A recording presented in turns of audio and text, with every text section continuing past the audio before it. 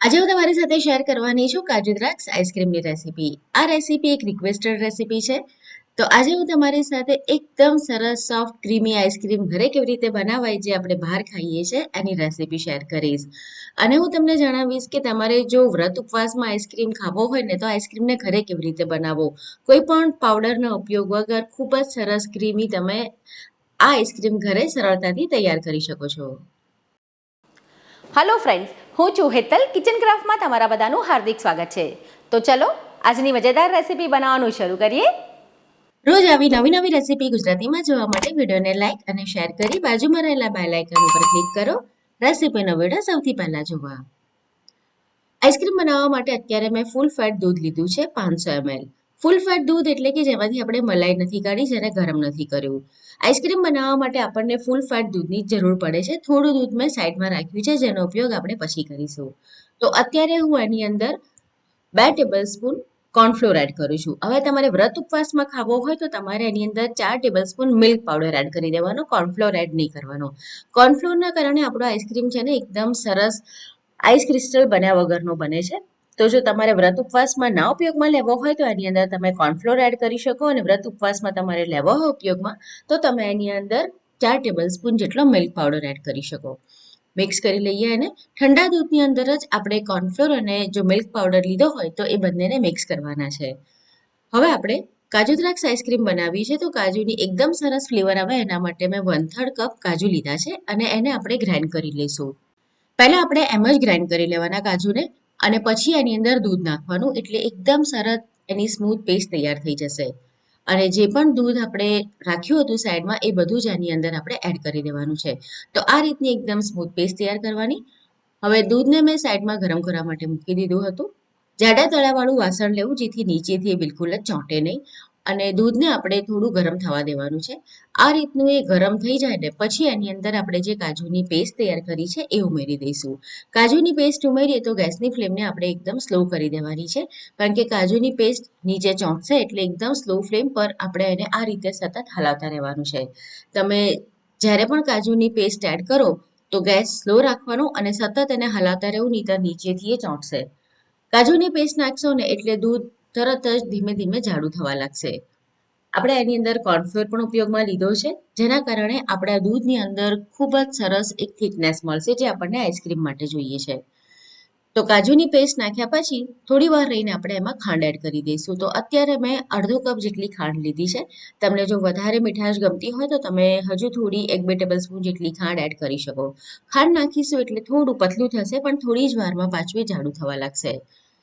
તો આ આઈસ્ક્રીમ ઘરે બનાવવો એટલો સરળ છે, સમય પણ વધારે નથી લાગતો. આ પ્રમાણે તમે બેઝ બનાવીને રાખી દો જેમાં લગભગ 10 મિનિટ જેટલો જ આપણને સમય લાગે છે. અને ઘરનો તમને એકદમ ફ્રેશ અને એકદમ ચોખ્ખો આઈસ્ક્રીમ ખાવા મળે છે અને માર્કેટ કરતાં તો સસ્તો જ તૈયાર થાય છે. તો અત્યારે આપણું જે દૂધ છે એકદમ સરસ ઘટ થઈ ગયું છે. તો હવે આપણે ગેસ બંધ કરી દઈશું અને રૂમ ટેમ્પરેચર ઉપર આવે ત્યાં સુધી એને ઠંડુ કરીશું. હલાવતા રહીશું જેથી મલાઈ ના આવે. તો અત્યારે દૂધ રૂમ ટેમ્પરેચર ઉપર આવી ગયું છે. તો હવે આપણે એને ફ્રીઝમાં મૂકી દઈશું ઠંડુ થવા માટે, કારણ કે આપણને એકદમ ઠંડા દૂધની જરૂર પડશે. તો હું એને એક ડબ્બામાં ભરી અને ફ્રીઝમાં મૂકી દઈશ લગભગ 2 કલાક માટે. ફ્રીઝરમાં એટલે કે બરફ જમાવીએ ત્યાં નથી મૂકવાનું, આપણે ફ્રીઝમાં જ એને નોર્મલ રાખી મૂકવાનું છે જેથી એકદમ સરસ એ ઘટ થઈ જશે. આપણે 500 ml દૂધ લીધું છે તો એમાંથી લગભગ 2 ફેમિલી પેક જેટલો આઈસ્ક્રીમ બનીને તૈયાર થાય છે. તો હવે આપણે એને ફ્રીઝમાં રાખી દઈએ 2 કલાક માટે. 2 કલાક થઈ જાય પછી આપણે 3/4 કપ વિપિંગ ક્રીમ લેવાનું છે. માર્કેટમાં તમને ઘણા બધા વિપિંગ ક્રીમ ઇઝીલી અવેલેબલ હોય છે. તો તમે કોઈ પણ બ્રાન્ડનું વિપિંગ ક્રીમ લઈ શકો છો જે આપણે કેક બનાવવા માટે ઉપયોગમાં લઈએ છીએ. તો આ રીતનું વિપિંગ ક્રીમ તમને મળી જતું હોય છે જેને તમારે ફ્રીઝરમાં રાખવાનું હોય છે, અને જ્યારે પણ ઉપયોગમાં લેવાનું હોય એના 8 થી 10 કલાક પહેલાં કાઢી અને ફ્રીઝમાં રાખવાનું. આ વિપિંગ ક્રીમ બહાર નથી રખાતું, તો ફ્રીઝરમાં રાખી મૂકવાનું. 1 વર્ષ સુધી એ વેલિડ હોય છે અને જ્યારે ઉપયોગમાં લો ત્યારે તમારે એને ફ્રીઝમાં રાખીને થોડું આ રીતે લિક્વિડ કરવાનું. તમે વિસ્કરથી પણ કરી શકો અથવા મારી જેમ ઇલેક્ટ્રોનિક બીટરનો પણ ઉપયોગ કરી શકો. વિસ્કરથી થોડો વધારે સમય લાગશે અને જો ઇલેક્ટ્રોનિક બીટર હોય તો લગભગ 2 થી 3 મિનિટમાં જ તમારું કામ થઈ જશે. તો આ પ્રમાણે એકદમ સરસ એ ફૂલી જશે અને ઘટ થઈ જશે. તો આપણું જે ક્રીમ છે તૈયાર થઈ ગયું છે. કેક માટે તમને હજુ થોડું આનાથી વધારે એકદમ સ્ટેન્ડિંગ પીક આવે ત્યાં સુધીનું કન્સિસ્ટન્સી જોઈએ, પણ આપણને આઈસ્ક્રીમમાં એની જરૂર નથી. તો આ પ્રમાણે આપણું ક્રીમ તૈયાર થઈ જાય પછી આપણે જે બેઝ માટેનું દૂધ ફ્રીઝમાં મૂક્યું હતું એ એકદમ સરસ ઘટ થઈ ગયું છે તો એને વ્હિપિંગ ક્રીમની અંદર એડ કરી દઈશું અને બંનેને ફરીથી આપણે એકવાર મિક્સ કરી લઈશું. હવે તમારી પાસે જો આ રીતનું ઇલેક્ટ્રોનિક બીટર ના હોય તો તમે મિક્સર જારમાં પણ સેમ આ પ્રોસેસ કરી શકો છો. તો બંનેને સરસ રીતે મિક્સ કરી લેવાનું છે. વ્હિપિંગ ક્રીમના કારણે આઈસ્ક્રીમનું જે ટેક્સચર છે ને ખૂબ જ સરસ આવતું હોય છે. થોડું આપણે એની અંદર વેનીલા એસેન્સ એડ કરી દઈશું ફ્લેવર માટે. તમારી પાસે ના હોય તો તમે એને સ્કીપ કરી શકો છો અથવા તો ઇલાયચી પણ નાખી શકો છો, ઇલાયચીનો પાવડર ફ્લેવર માટે. હવે આપણે બીટરથી ફરી એને 2 થી 3 મિનિટ માટે મિક્સ કરી લઈએ. આજકાલ ઇલેક્ટ્રોનિક બીટર માર્કેટમાં ખૂબ જ સહેલાઈથી મળે છે અને જો ઘણા બધાને આઈસ્ક્રીમ ખાવાનો શોખ હોય ને તો એક લેવું જોઈએ. 800 થી 1200 રૂપિયાની કિંમતમાં ઇઝીલી અવેલેબલ છે. હવે આપણે આઈસ્ક્રીમનો જે આ બેઝ આપણે તૈયાર કરી દીધો છે એને ફ્રીઝમાં જામવા માટે મૂકી દઈશું. તો અત્યારે મેં આ રીતનો એલ્યુમિનિયમ ડબ્બો આવે છે એ લીધો છે. તમારી પાસે ના હોય તો તમે કોઈ પણ પ્લાસ્ટિકનો ડબ્બો પણ લઈ શકો છો. એકવાર આપણે એને ટેપ કરી લઈએ જેથી અંદર કોઈ પણ હવા હોય તે નીકળી જાય. હવે એની ઉપર આપણે પ્લાસ્ટિકની થેલી આ રીતે લગાવી દઈશું જેથી એની અંદર બિલકુલ જ આઈસ ક્રિસ્ટલ ના બને. કારણ કે ઉપર જે જગ્યા છે ને એની અંદર તમે જો આ રીતે થેલી નહીં લગાડો ને પ્લાસ્ટિકની તો આઈસ ક્રિસ્ટલ બનશે. તો કવર કરી દઈએ અને આપણે એને ફ્રીઝરમાં મૂકી દઈએ લગભગ 3 થી 4 કલાક માટે. 3 થી 4 કલાક થઈ જાય પછી આપણે કાજુ અને દ્રાક્ષને આ રીતે થોડા ગરમ પાણીમાં પલાળીને રાખીશું 10 થી 15 મિનિટ અને ત્યારબાદ આપણે એને ઝીણા ઝીણા કટ કરી લેવાના છે.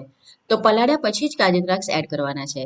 હવે 3 થી 4 કલાક અત્યારે થઈ ગયા છે અને આપણે જે બેઝ અંદર મૂક્યો તો એ આ રીતનો થોડો થોડો જામી ગયો છે. તો હવે ફરીથી આપણે એની અંદર ઇલેક્ટ્રોનિક જે આપણું બીટર છે ને એ ફેરવવાનું છે જેથી બિલકુલ જ આઈસ ક્રિસ્ટલ ના આવે. તો આ રીતે 2 વાર તમારે પ્રોસેસ કરવાની છે કે આઈસ્ક્રીમને તમે એકવાર સેટ થવા મૂકો પછી 3 થી 4 કલાક પછી એને તમારે ફરીથી whip કરી દેવાનો એટલે એકદમ સરસ એનું ટેક્સચર આવશે.